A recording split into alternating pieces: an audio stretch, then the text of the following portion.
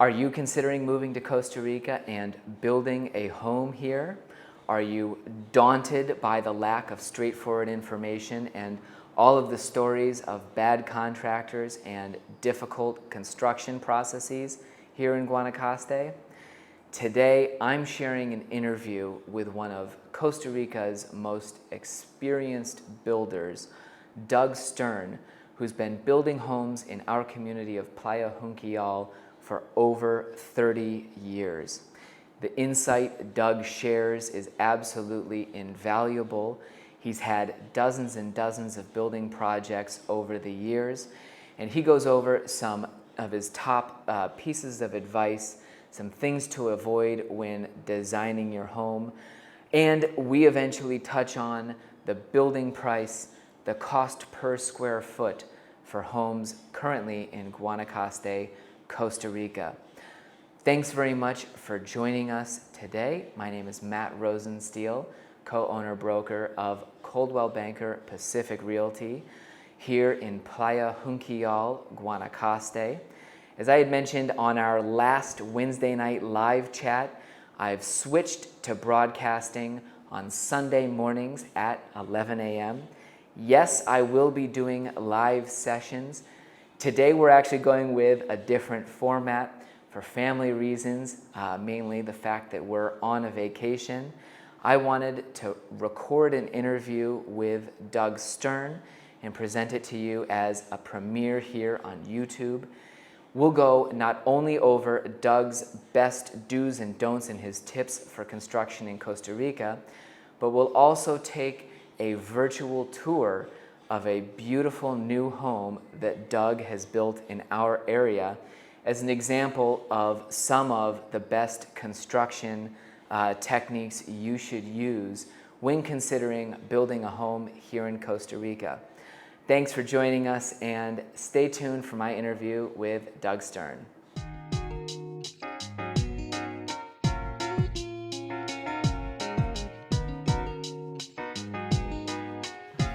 Doug Stern has been building in Costa Rica for more than 30 years. His first project in Guanacaste was in the late 80s. He's here to tell us about construction in Guanacaste, give some very simple tips. Doug, thank you very much. Why don't you start telling us by telling us about your experience and what you've built over 3 decades here. Okay, nice to see everyone. Hello, Matt, thanks for having me. Wow, where do I start? Basically, I came down, with a car and a backpack and some friends down here, and I just started taking on jobs, be it construction, restaurant, whatever it was, kind of built up the knowledge. But started off with some smaller projects, homes, additions, things like that, and over time just... Do you remember your first job? I mean, there was a lot of little jobs at first. My first house was over Perro Loco. Okay. On Perro Loco Road. I did his house, was my first actual project Dan for Tucker, somebody. yeah. Dan Tucker. That's right, the famous Bermudian. And then from there, I just felt like I had some experience, something under my belt, and just started taking on more jobs one at a time, 2 at a time. Do you have any idea at this point how many homes you've built?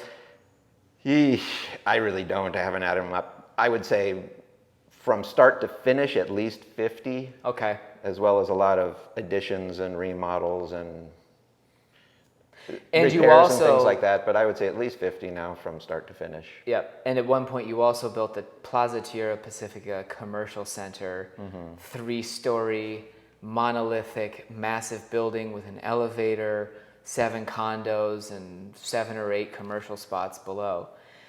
So the man has done a bit of building here. Can you tell us a little bit about what you've seen change over the years in construction here? Basically the quality as well as the quantity of actual work going on. Yeah. The materials that used to just be what you could get locally, the woods, the rocks, the basically stuff that was in Costa Rica or even Guanacaste. Over time, they've really upped their game as far as importing, producing more and more products here as well as importing lots more products. So it's given us a lot of opportunities to try new products, better products. Some are better, some aren't. Got to try to find out.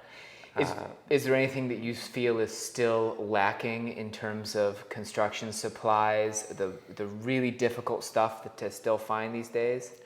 I mean, you can bring in anything if you're going to pay containers and taxes and all that to bring it all in. So that's the tricky part, is things that aren't made here in the country or readily imported.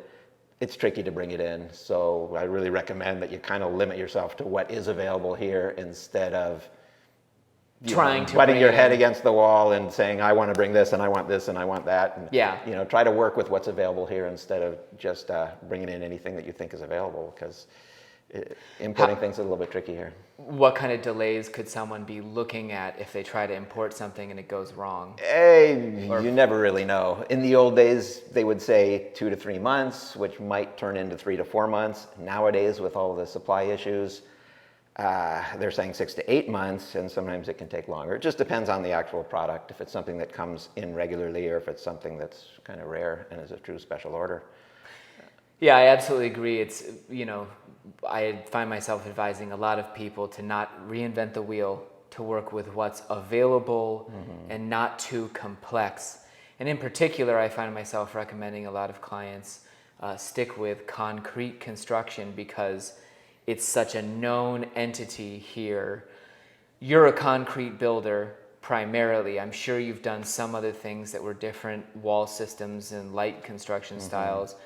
But what are some of the advantages and reasons that you're building a lot of properties in concrete? Yeah, definitely over the years we've tried, there's many, many different systems, constructive systems for walls, for ceilings, for inner floors, for roofing, for actual, mostly wall construction, the foundations also. And there's pros and cons in all of them: price, accessibility, durability, all of that. But at the end of the day, it's really hard to beat concrete. Solid concrete, it's going to be there for 50, 100 years, a lot longer than I will be and my kids will be around. So it's nice to know that when you build it, it's going to be there for a long, long, long time.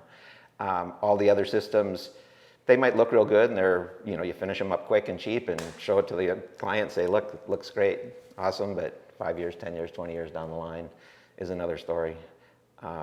So I would probably recommend that people just spend the extra time and money on the concrete, because I think it's worth it in the end. Yeah, extra time and money.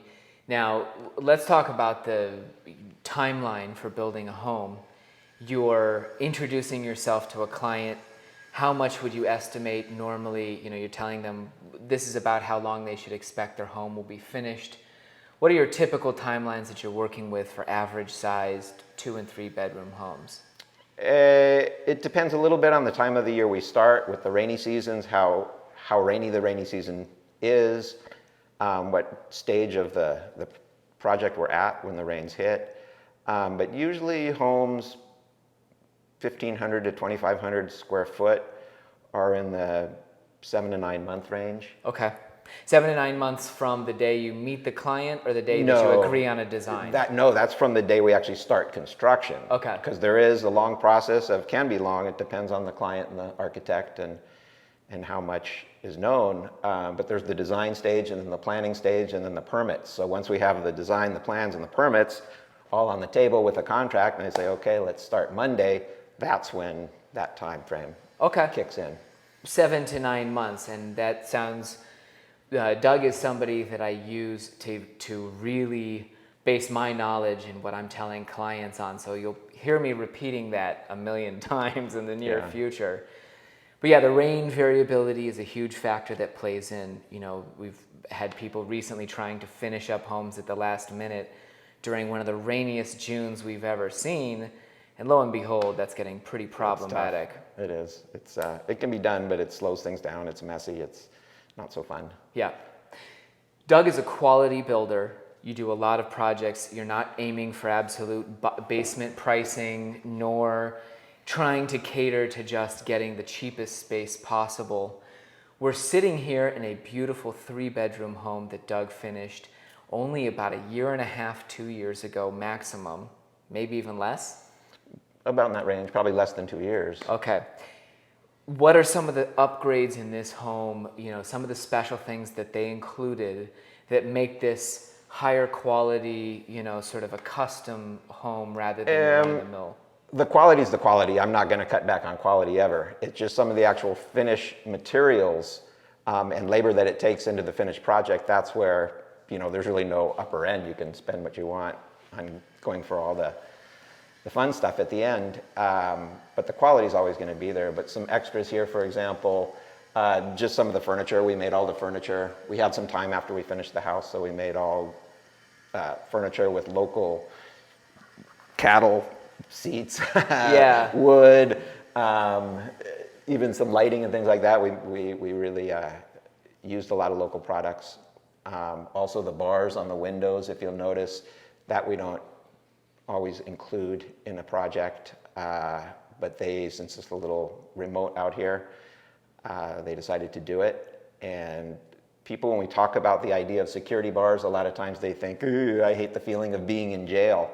But if you kind of notice these bars, it's actually an architectural touch in the end that it adds some feeling to the house, and it adds to the overall architectural style, so it doesn't look like prison bars in the end. So there's some creative ways you can work with the materials. And one of the things that people, they feel like they're going to be trapped inside a house, but it's actually liberating because bars enable you, in a country with just petty crime, people sneaking in to take gadgets, bars enable you to lock the house, whether it's for the afternoon to go to the beach, or whether it's 6 weeks to go to your home country, or 6 months. The bars enable that really sort of great security, that you're not watching 15 cameras and calling the local security guard. You don't have to worry about having a renter on the premises. You don't have to have your property manager stopping by every 30 minutes to check on the house. You really make your house difficult to get into and immune to those types of simple, petty theft situations where, you feel a lot better not having to worry that, we need to duck out, lock the house up for any amount of time. Cameras and alarms and technology are always problematic here. There's just power outages, there's issues that can come up. But the bars are there, it's a one-time expense, they're there forever. And you do sleep better at night, just know that it's there and it's solid, and you don't have to worry about all the other things. So totally, it's a good way to go. You can open the airflow, make sure the windows are completely open at night, etc. It is what it is. So in addition to custom furniture, bars on the windows, what are some of the other things we're looking at in this home that make it above a run-of-the-mill property? I hate to say run-of-the-mill, we try not to do any of those. Yeah, but, of course. The exposed rafters and beams and the wooden ceilings are a real nice touch. They have some really beautiful granites here that they went overboard on that. The stonework for the bar, and there's some stonework outside also. That really, with some local stones, it's very reasonably priced, and it really adds character to the project. For sure. And things like that. You see people with large walls sometimes that are just flat, and adding those stone elements can be a huge touch. Yeah. The ceiling is something that a lot of people dream of coming to Guanacaste. It seemed like every home built from 1995 to 2005 was a wood ceiling. Really, that there were a lot of properties that had that.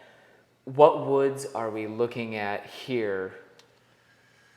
Well, we used Molina wood here, but the common woods are Guanacaste, Cenicero. There's a lot of laurel, teak, and Molina. We like using the Molina where people want to tint it, because you can get any color you want. It's reasonably priced, and it dries pretty fast. But any of those woods are excellent woods. They're local hardwoods, so it's basically just discuss it with the client to see what they're looking for. And you're saying Molina rafters, the tongue and groove is teak in between that? No, it's also Molina. It was just tinted here. Sometimes we do teak in other homes, but this one was Molina on Molina, and they just wanted the one color. Yeah, exactly. They did a very sort of reddish tint here, and cool. So there's options for woods. As we show you around the house in a brief clip, you'll see the custom furniture that really is another element people sort of dream of thinking about Guanacaste, is to have that real wood. There's some edges that are like you Live edges, they call them now. They're very popular. Yep, live People like edges. There are other elements where they took a piece of wood and filled in the imperfections with a really cool blue resin. And, you know, especially when you're talking about, you know, building durable homes out of concrete, the wood is a great way to offset, you know, really warm up the space. Exactly. And it's all high quality woodworking, so it's good woods, high quality woodworking itself, so the cabinetry, the closetry, the doors, all that, they're here for the long run. Yeah, I was going to say, some of your pieces of furniture are the heaviest things I've ever tried to move. The dining room table probably weighs 4 metric tons. Yeah, that's a tough one. Yeah. Nobody's going to run off with that. No, totally. And but that's what they wanted. They wanted that big, massive piece of wood, so yeah, that's what we got.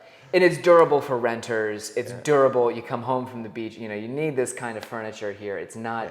In Guanacaste, you don't have that sitting room with furniture that's, you know, that no one's ever going to sit on. Yeah. It will be used. Yeah, and it's there's so many beautiful woods here in Guanacaste and Costa Rica overall that it's a shame not to really take advantage and use it. Yep. So let's talk about the design process. Now that you've done it dozens and dozens of times with clients, what are some of the common threads when you're making recommendations to your clients? Layout-wise, what should they be sure to include in a home built in Guanacaste? I mean, that's a pretty open-ended question. Every client's different, but things that I like to recommend: good airflow, cross ventilation, big windows, strategically located where you can get good airflow. Most people want to put air conditioning in bedrooms at least, if not the whole house, but you want to also make it so that you don't need air conditioning all the time. You want to be able to just open up some doors and windows and get airflow on the cooler days. Good size overhangs outside will also keep the house a little more in the shade and will cool it down. We insulate heavily the ceilings. The walls, being concrete, are already very well insulated. So things like that certainly help. One of the things that I'm going to do, the home we're sitting in, we just created a 360-degree virtual tour of the inside so that anybody interested in purchasing a beautiful 3-bedroom custom home in a gated community can explore the space for themselves. And what you can see as you look around the rooms is that there's almost always cross ventilation. And especially here in the main space, you've got enormous sliders on one side of the main living room, enormous sliders over there, sliders that open up also into the patio on this side, behind us there. And really, when you opened this house to its full extent, you would basically have breeze coming from every single possible angle. And that's definitely a key. Yeah.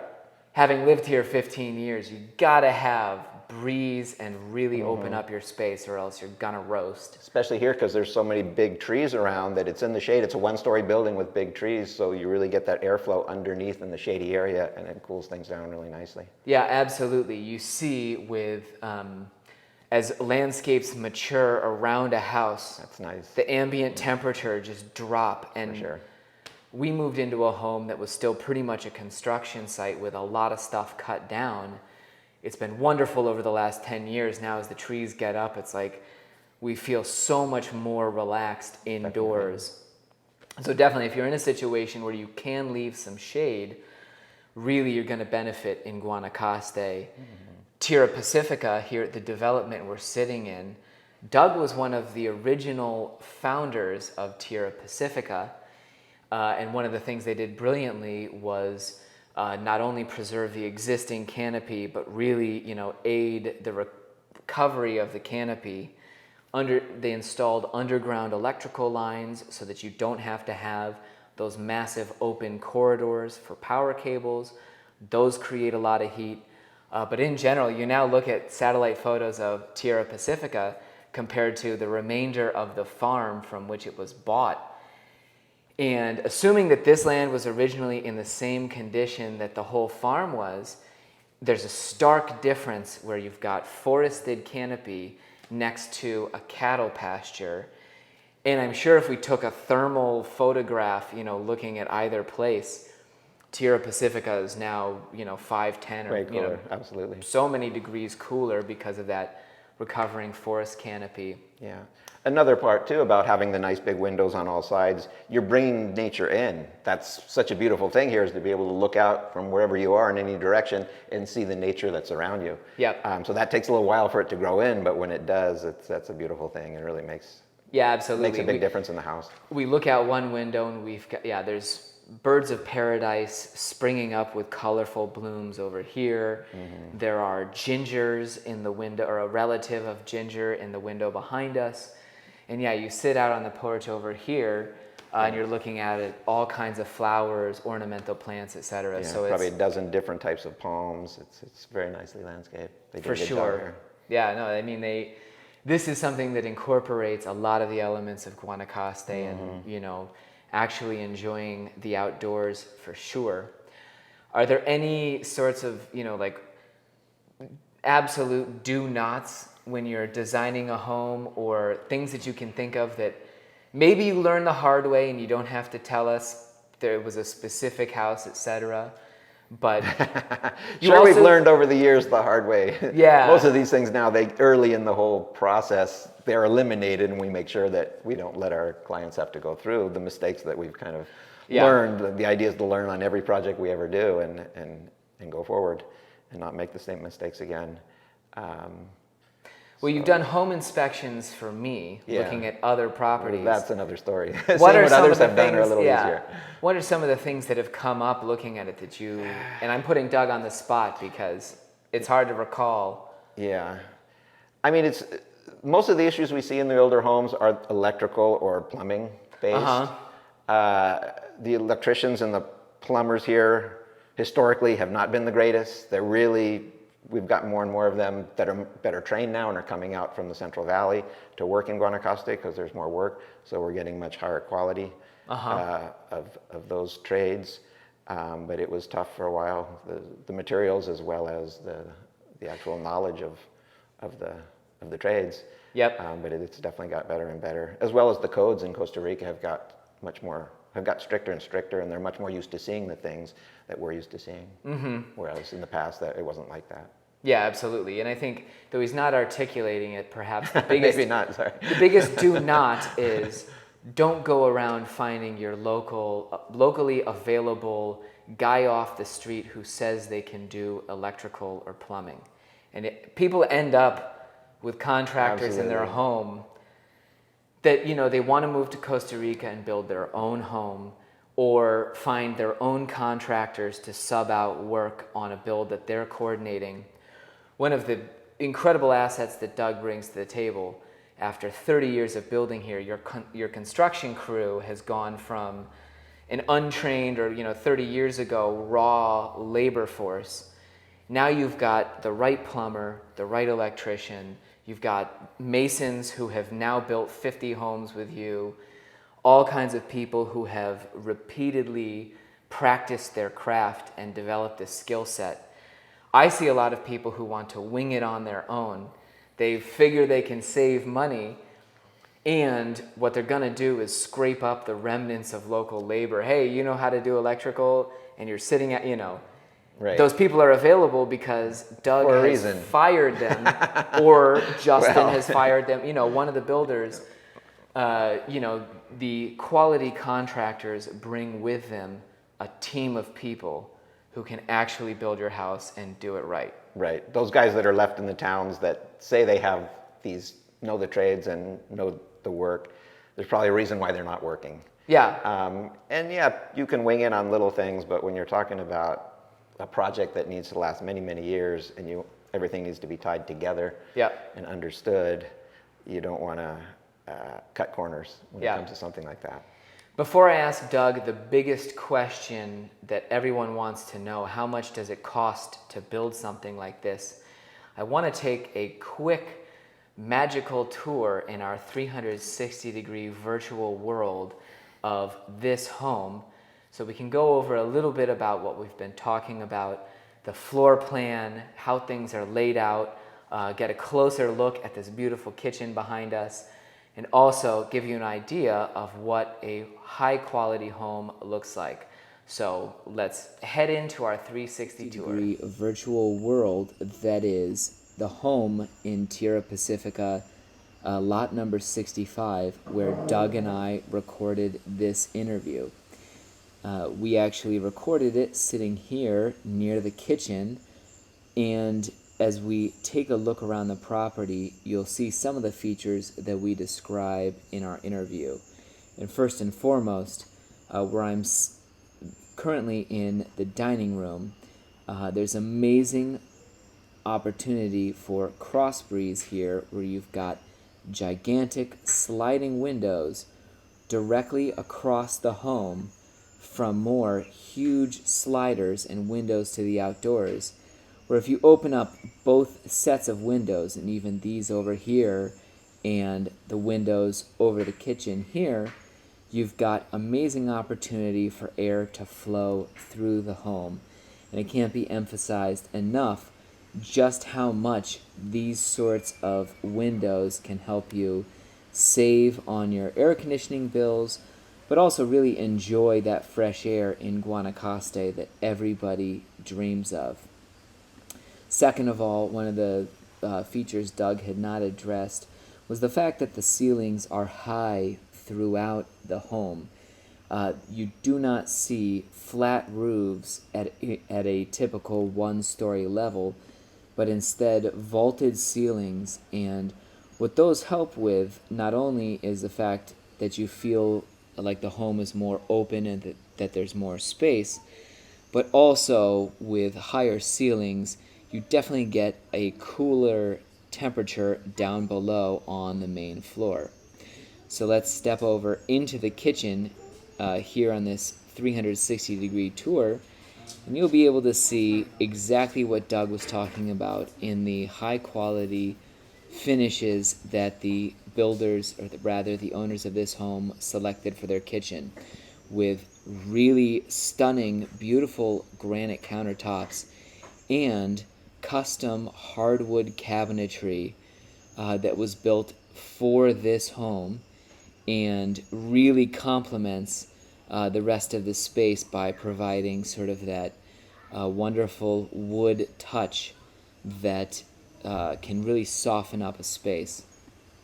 Looking over towards the living room and the living space, one of the features that I think is really well done in this home in particular was the fact that they put the master bedroom over in this side of the home on the right of the screen where we're looking, and the guest bedrooms are entirely separated from it over here on the left. So, in Costa Rica, you're going to be receiving a lot of visitors, and you do want to have some privacy and be separated somewhat from them.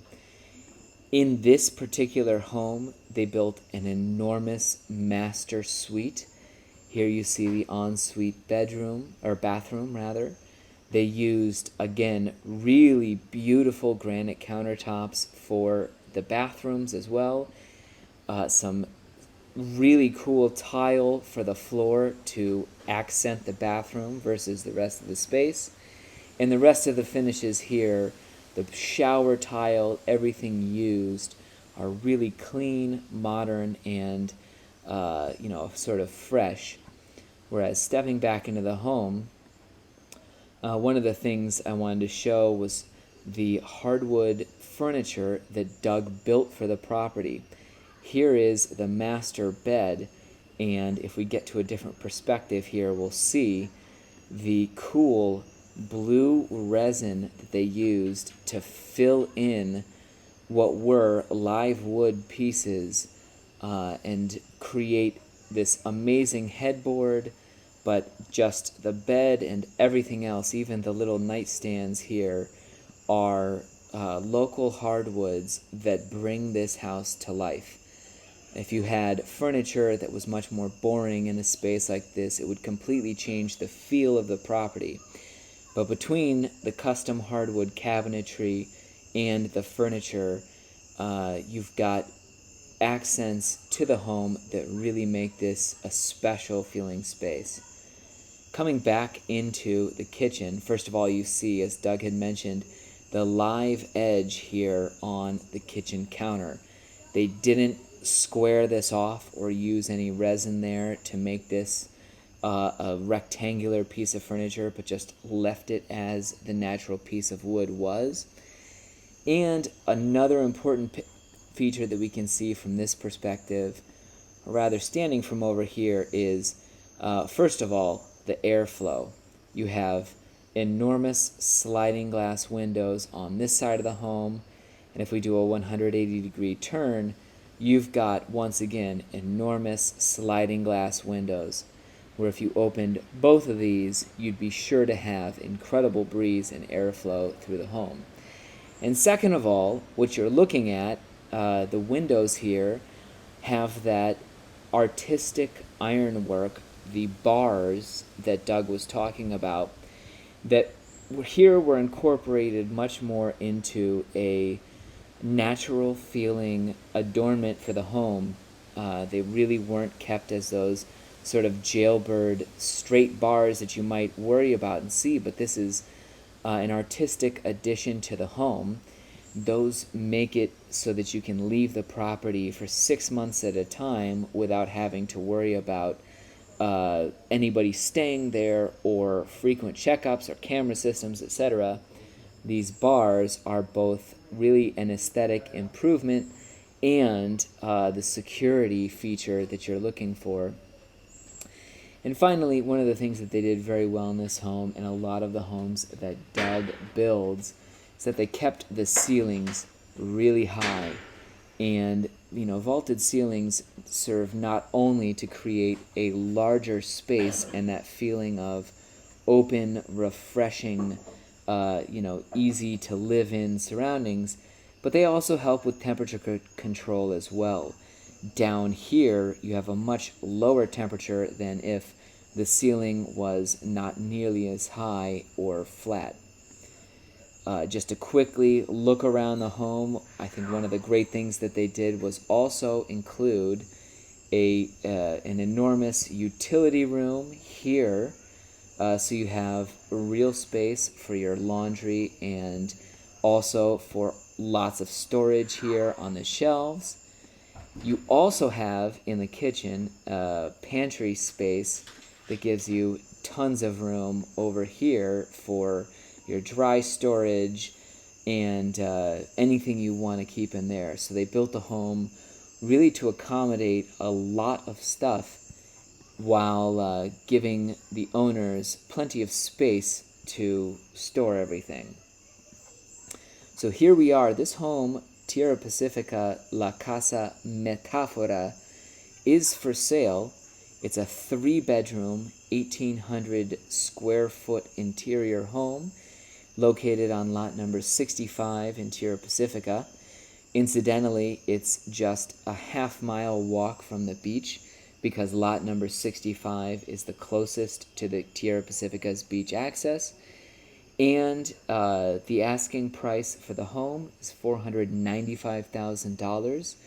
It is situated on an absolutely gorgeous 1.5-acre lot, so you have plenty of space around the home, really giving you the opportunity to enjoy everything that Guanacaste has to offer.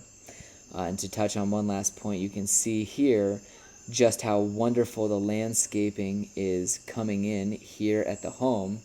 They've planted dozens of palms. These are birds of paradise, all kinds of flowers. These flowers here in the front will bloom a dark blue, and you've got multiple palms, those ginger relatives I mentioned earlier, and a ton of beautiful tropical plants to create a lush oasis around the home, which really completes the entire property. Wow, wasn't that magical?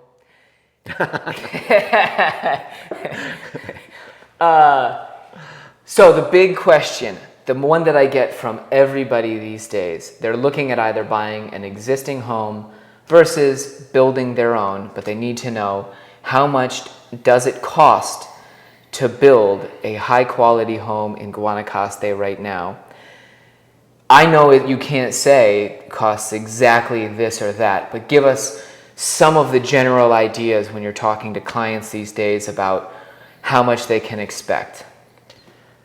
Yeah, last couple of years have definitely been difficult for quoting, for giving estimates, especially when we're talking about a project that's going to be 6 months or a year down the line to start and then take another 6 months to a year to complete. With the rising cost of all the materials, it's really hard to pin it down and say this is what it's going to cost. But where we're at these days, at least, the set of homes we're doing right now, it looks like they're going to be coming out around $130 a square foot. Now that includes pretty much everything except the architectural fees and the permit themselves. So probably another close to 10% on architectural and permits. And then the 90% would be $130. Okay, so the square foot. Build cost about $130. Right. Architectural fees and permitting might boost that up to $143, $145 bucks. Exactly. Absolutely. And this is over the total square footage of the completed home under roof spaces? That's kind of an average. It is all under roof, but sometimes that can include terraces under roof. Sometimes it's interior, it's kitchens, bathrooms. Obviously, kitchens and bathrooms are more expensive to build than in a terrace. So that's kind of an average for the overall home, but that's where it can vary a little bit more. If you have more inside space, it might bump the numbers up. If you have more terraces, it can bring the numbers down a little bit. Also with finishes, there's always quite a variance there as to how much, how far you want to go with finishes. But within that price range, there's quite a bit that can be done. It's a nerve-wracking thing as a builder to put yourself out there giving any kind of price. We're filming this in July of 2022. August, we will already see price increases and changes. And if you're out there thinking, I want marble and all kinds of incredible finishes, what Doug and I are talking about is something like the home you see behind us. Super high quality concrete construction.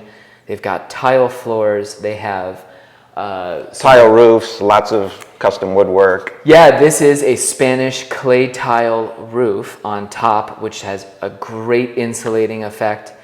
We have hardwood ceilings, the Molina and tongue and groove and rafters, all stained. Perhaps you could just do sheetrock on a ceiling and maybe it's a little cheaper. That's one place people can save money. Do sheetrock ceilings with steel instead of the wood on wood. Yeah. Obviously, it doesn't have the aesthetic effect, but it's certainly a viable place to save some money, and it can still come out looking real nice. And where else might people look to save money? I mean, besides square footage. Yeah, obviously square footage is the big one, but after that, just the overall materials that you choose. There's every price range from tiles to windows and doors, so you just have to kind of look at the options and then figure out what works for you, and pay attention to quality and price, and no, I'm sure make there's the huge smartest variability. decision in the end, given the available products that we have. Yeah, no, the windows and doors are obviously a huge component of your home here, where you've got massive open spaces to enjoy the outdoors. Really appreciate all your insight into building. I appreciate you doing a great job for my clients building homes. When you're doing inspections for us, giving your practical advice. Doug Stern is the owner-operator of Noswell Construction. You can find his website in the description of this video. If you haven't already done so, you should definitely subscribe to my channel for great information about moving to Costa Rica. This is Costa Rica Matt signing off on our first ever live Sunday chat. It's been a real pleasure. I will be broadcasting live every Sunday at 11 a.m. Costa Rica time. Right now that's 1 p.m. Eastern time, to bring you stunning updates about life from Costa Rica. Anyway, thanks very much for joining us in Pura Vida. Bye, folks.